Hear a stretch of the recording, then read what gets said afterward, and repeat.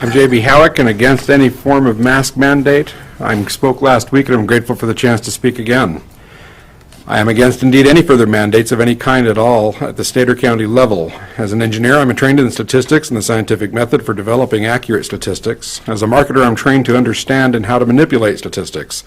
Since the first days of the pandemic, I've seen very little of the former and a great deal of the latter.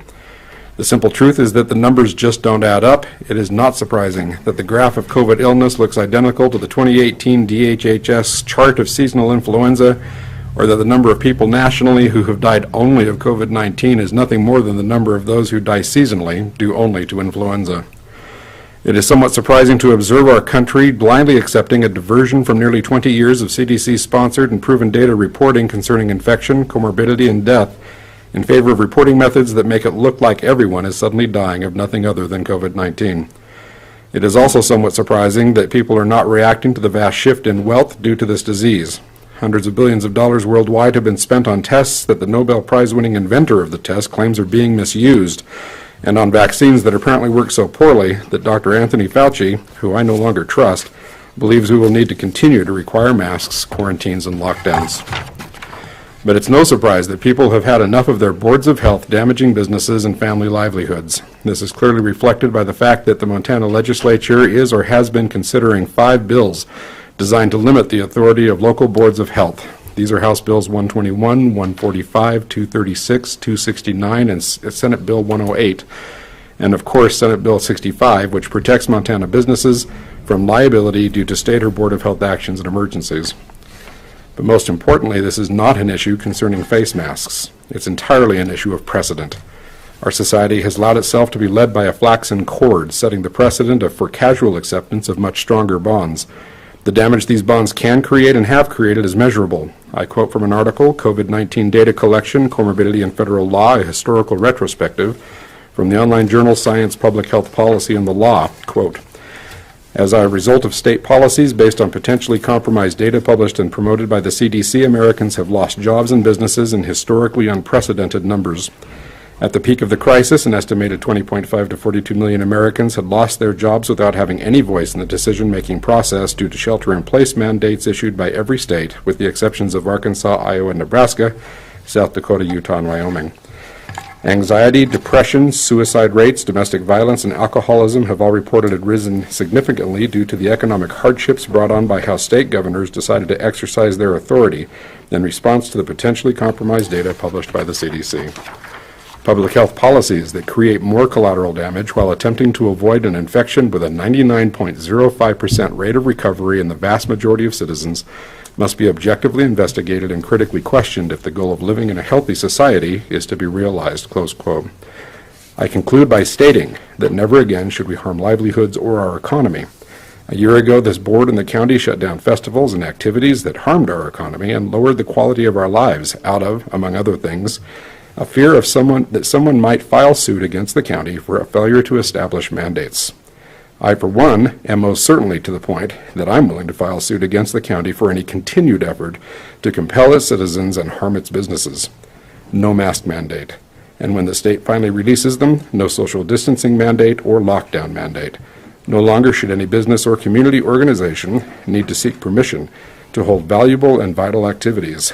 It is long past time to return to the people their right to free assembly. The period of seasonal illness is closing, and with it, we should return to what is truly normal. Thank you. A quick question. What is the metric to conclude that decision and desire? I do not have that in front of me right now. There is no disease that ever goes away. Once it's here forever. So the mask mandate, you just suggest it's going to go on forever. I'm just curious that if you wish it to continue, when do you believe it should stop? And that, I believe, is something that can be determined between this board. Thank you. Kim, the county has a mask policy in all county buildings, so you're going to have to put on a mask. Okay, let me ask you a question, and I'll ask for an answer. Under what law is the policy made under?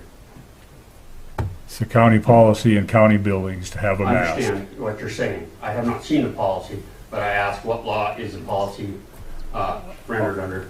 All I know is it's been approved by our county attorney to have a mask mandate in county buildings. Okay, one more time, sir. What law? Corey? I'm looking it up here.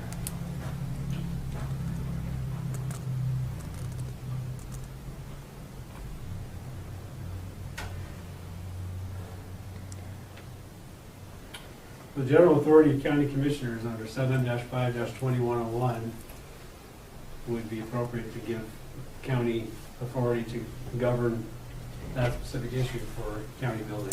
I don't have the resolution in front of me that the county commission passed, but I can continue to give you another citation if you want.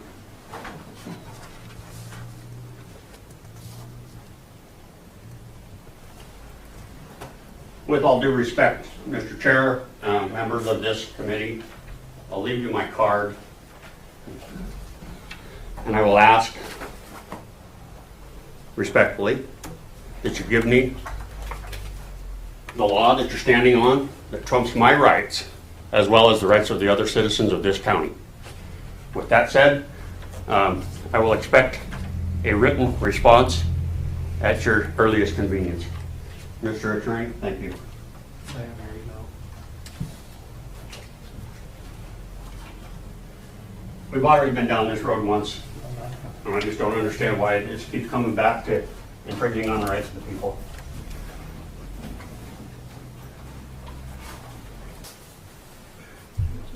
You have to put a mask on, please. I can talk extremely loud and talk from here. I don't believe in the germ theory.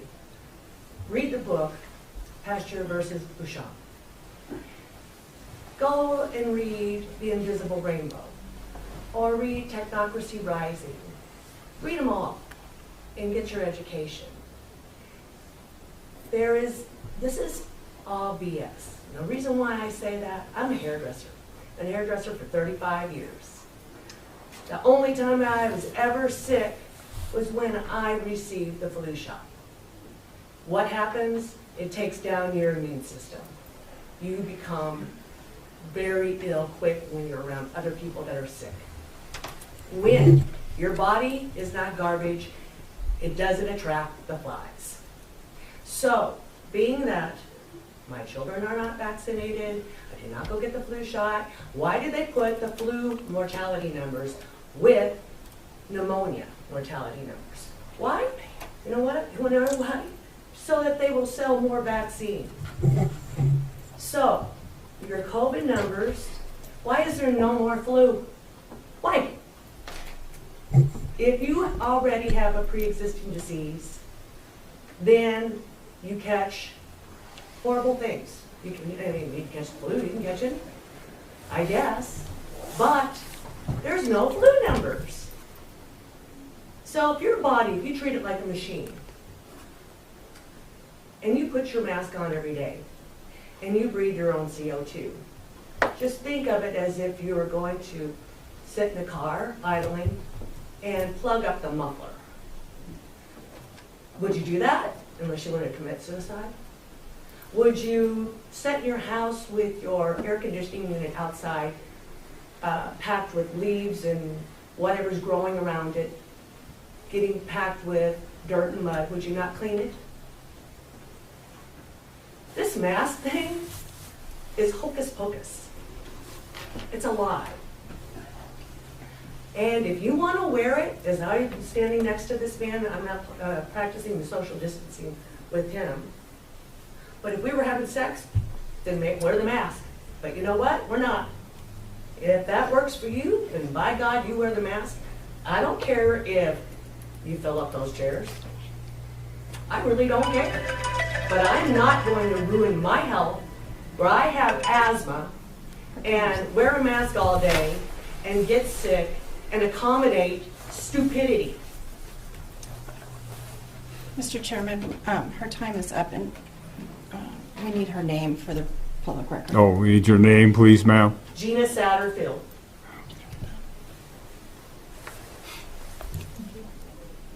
Pasteur versus Bouchon. Invisible Rainbow. Amanda Vollmer. Look her up on BitChute. Start talking to your naturopaths if they haven't gone the way with the regular medical system. Mr. Chairman, I would ask that she's not wearing a mask and her time is up. Thank you. And there's public comment. Yeah. Thank you. Simon Burrow, when did we become responsible for other people's health? Are we going to start controlling what people eat, whether they smoke or not, if they drink themselves to death? Where do we draw the line?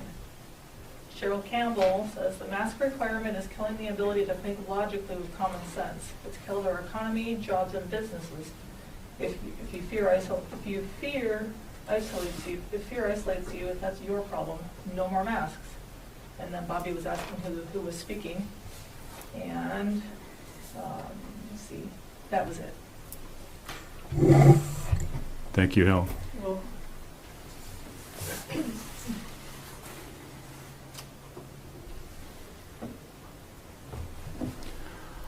Man, I won't have to ask you to either put a mask on or step outside because our county policy is to have a mask on in the county building. County policy, where is it constitutional?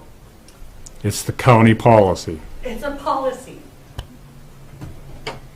Is the sheriff gonna come and arrest me because I don't see him wearing a mask either? You When are you guys can, gonna get it straight that you are not God? you can either put a mask on and stay in the building, or we will adjourn the meeting and no decision will be made. Have a great day. Thank you.